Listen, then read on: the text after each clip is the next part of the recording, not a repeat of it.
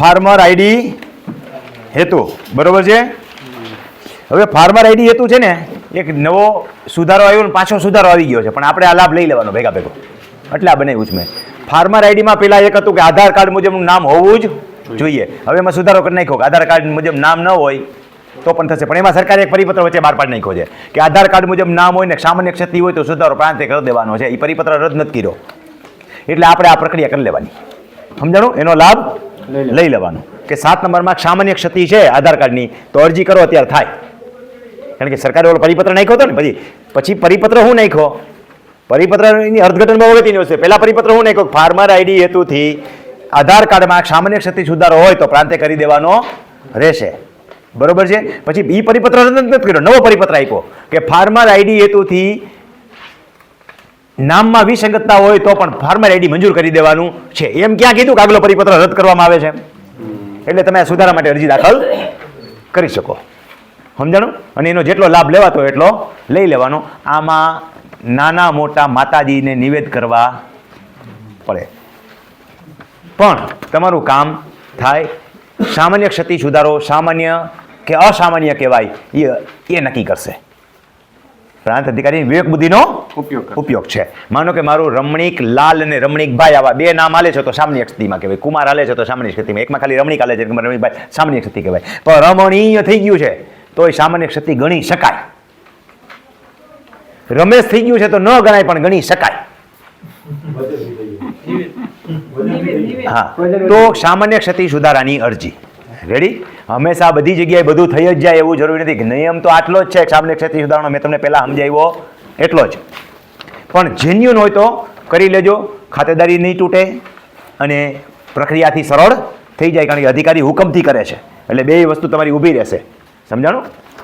તો અરજદારનું નામ, સરનામું, મોબાઈલ નંબર, તારીખ, પ્રતિષ્ઠિત પ્રાંત અધિકારી, પ્રાંતને જાય એટલે 5 રૂપિયાની કોર્ટ ફી સ્ટેમ્પ, મામલતદારમાં 3 રૂપિયાની.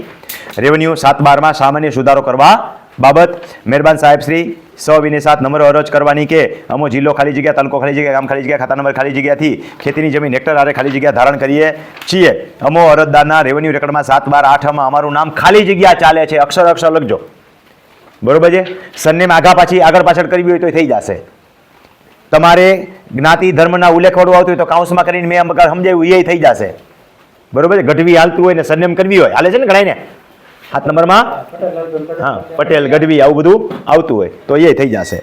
ખેડૂતની ડિજિટલ ઓળખ ફાર્મર આઈડી મેળવવામાં મુશ્કેલી પડે છે. મારા આધાર કાર્ડ મુજબ ખાલી જગ્યા નામ છે, લોન લેવામાં, રેવન્યુ ટાઇટલ મેળવવામાં અને ખેડૂત આઈડી. આ મેં સમજીને લખ્યું છે, કારણ કે હવે એ એમ કહે ને તમને કે ફાર્મર આઈડીમાં તો થઈ જાય છે તો આપણે 2-3 શબ્દો લખી નાખવાના કે સલાહ માટે કે ભાઈ અમને આટલી મુશ્કેલીઓ પડે વગેરે મુશ્કેલીઓ પડે છે. તો અમારો નમ્ર અરજ છે કે અમારા આધાર કાર્ડ મુજબનું નામ ખાલી જગ્યા છે જે નામથી સામાન્ય સુધારો કરી આપવા રહે.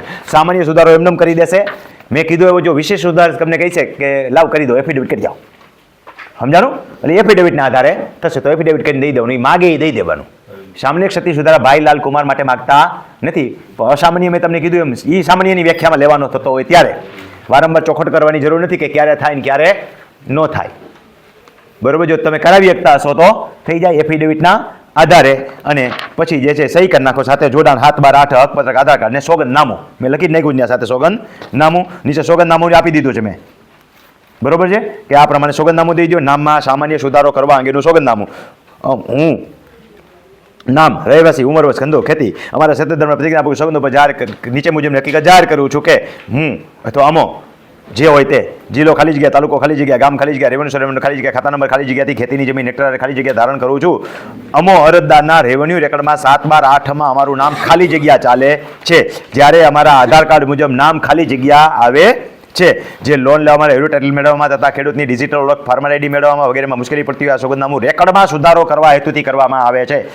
મારું નામ આધાર કાર્ડ મુજબ ખાલી જગ્યા નામથી રેકર્ડ સુધારામાં સામાન્ય સુધારો કરવા હેતુથી આ સોગંદનામું કરી આપીએ છીએ. ઉપરોક્ત હકીકત મારા જાણવા અને માનવા પ્રમાણે ખરી હોવાનું સત્ય ધર્મ પ્રતિજ્ઞાપૂર્વક સાગર જાહેર કરું છું. ખોટું સોગંદનામું કરવું ગુનો બને છે એની મને જાણ છે. એફિડેવિટ રજૂ કરીને આપી દો એટલે થઈ જશે. હવે અહીંયા એક વધારાની વાત કરી દઉં. મારા વિડીયો સાંભળીને એક જણાએ મને 2-3 વાર લખ્યું, સાહેબ બધુંય ભણાવો છો, આ રેકર્ડ તો તમે કોઈથી ભણાવતા નથી કે.